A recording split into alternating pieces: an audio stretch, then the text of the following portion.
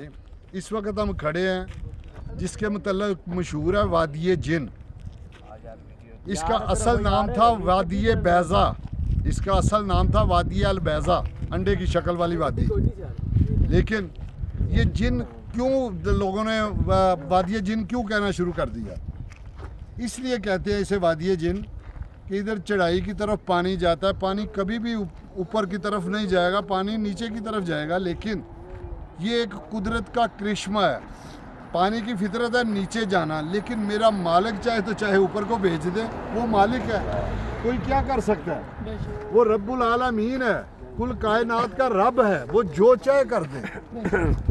मैं नहीं कहता ये वादी इधर जिन्नों का कोई असरात है, कोई मामला नहीं, लेकिन गौर करने वाली बात है कि मेरा रब है, वो चाहे तो जैसे मर्जी कर दे। इधर तजर्बा किया कि गाड़ी आप न्यूट्रल कर दे, स्टार्ट करके न्यूट्रल कर दे तो बैक गाड़ी 120 किलोमीटर की रफ्तार से जाएगी बैक।